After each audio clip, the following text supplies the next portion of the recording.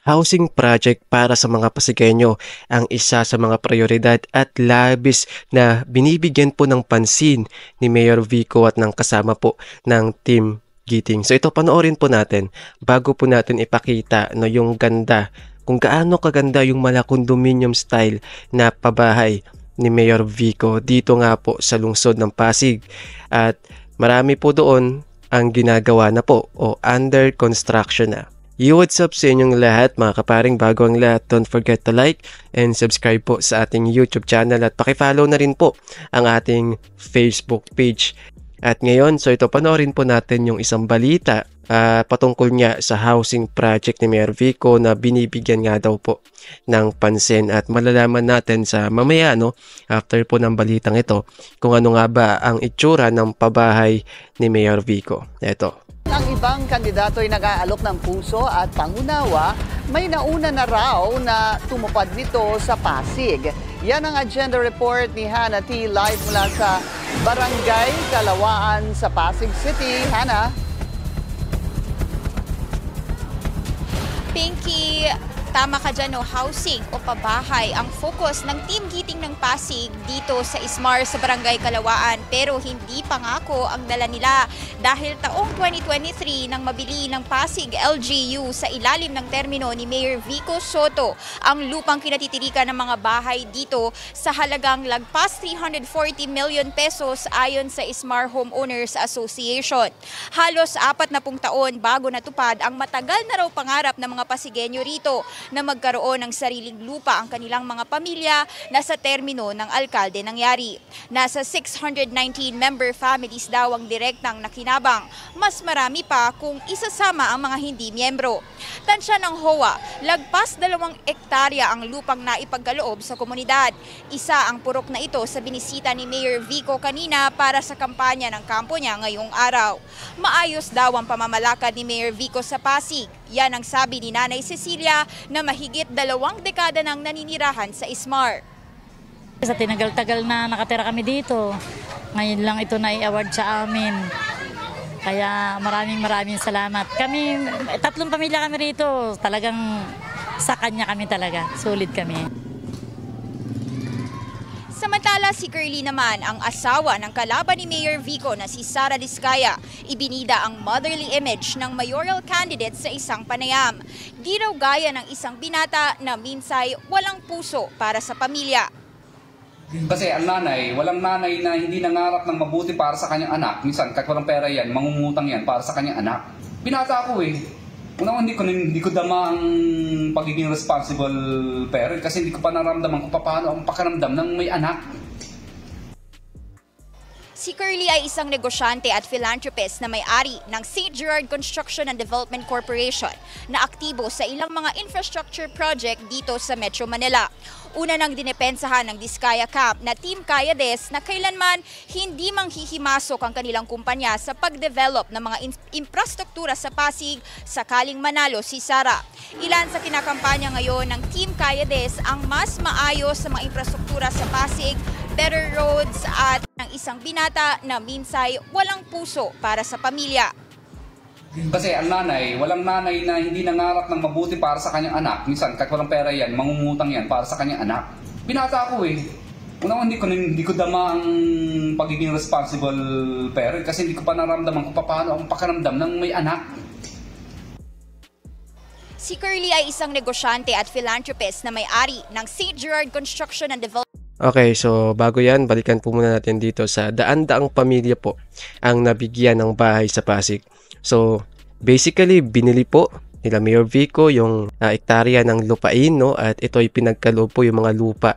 So, ipinagkaloob po ni Mayor Vico yung ektarya po ng lupain sa pamilya po ng mga nakatira dyan para sa kanila. Biruin niyo po mga kaparing kaka-recover pa lamang po ng Pasig mula sa pandemic, pero eto, aksyon po agad ang ginawa ni Mayor Vico. Nabigyan na po kaagad ng daan-daang bahay yung mga pamilya na nakatira po sa bahagi po ng lugar na iyan kung saan binili nga po yung ektarya po na lupain at pinagkaloob na po sa kanila. So matagal na po nilang inaantay ito, dekada na po silang nag-aantay, pero ngayon lamang po natupad sa pamamalakad po ni Mayor Vico. Tapos sasabihan po ng iba ng mga kalaban niya, Ano daw ang ginawa ni Mayor Vico sa Pasig? Wala daw nagawa si Mayor Vico sa Pasig. Idadahilan pa nila dahil wala daw pong naipatayo si Mayor Vico sa kanyang unang termino. Sasabihin po nila na wala siyang naipatayo, wala siyang natulungan. Eto na nga po, malinaw na po. Pinapangako pa lamang po yan ng ibang mga politiko pero ginawa na po ni Mayor Vico sa pangalawang termino pa lamang niya po. Maiintindihan po natin no, nung unang termino kasi nga po pandemic eh.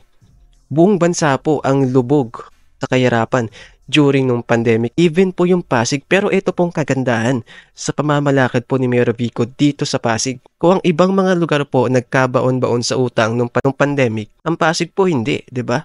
'Di ba yung iba pa nga po is binebenta pa nila yung pag-aari po ng local government para daw makabangon. Pero hindi po yun ginawa ni Mayor Vico. Tapos nung 2023, daan-daang pamilya po ang nabigyan ng bahay dito po sa Pasig dahil po sa ginawang hakbang ni Mayor Vico na pagbili po sa mga ektaryang lupain, no? At ito'y pinamahagi niya sa mga daan-daan pong pamilya. Kaya dito ka po talaga matutuwa kay Mayor Vico.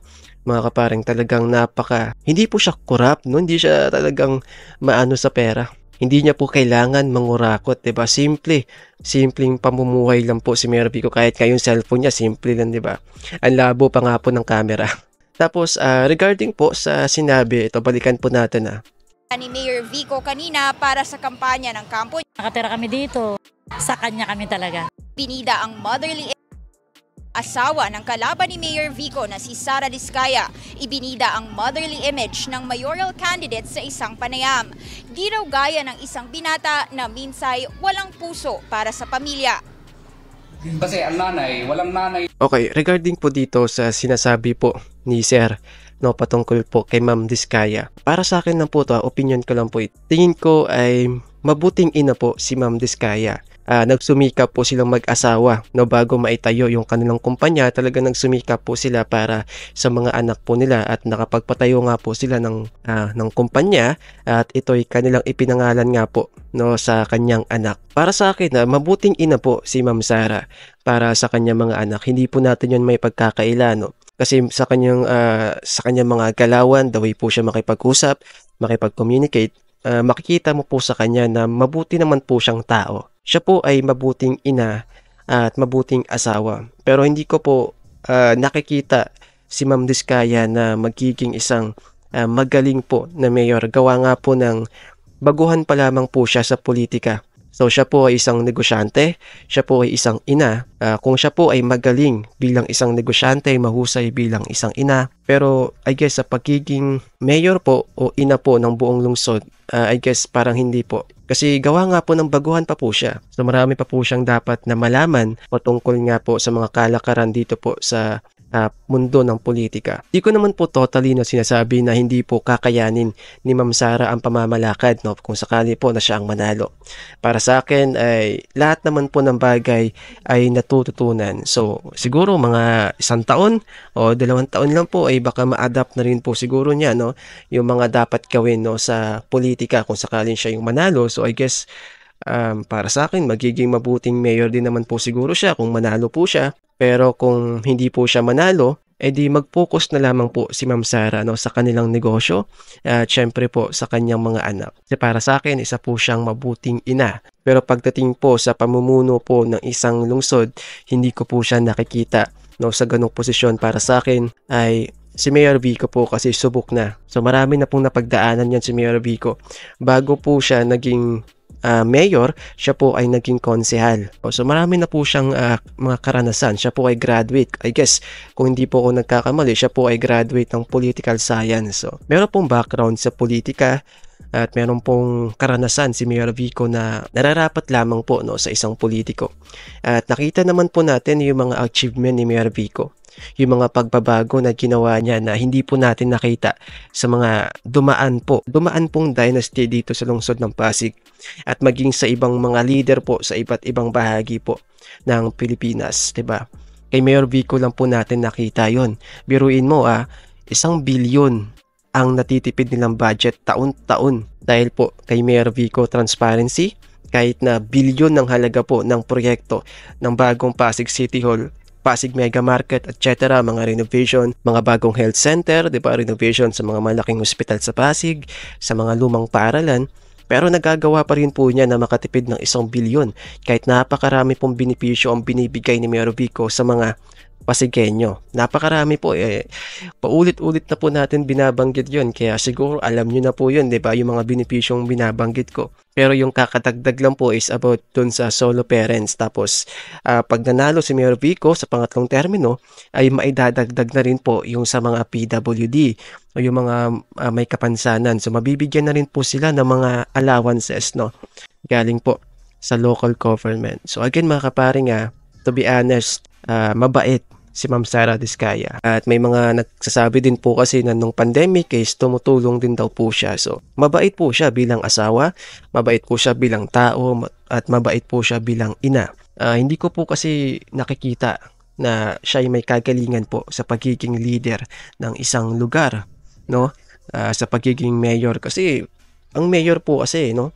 Sakop mo po, ikaw ang magiging ina o ama ng isang lungsod. At marami ka pong kalaban dyan, katiwalian, 'di ba? Korupsyon.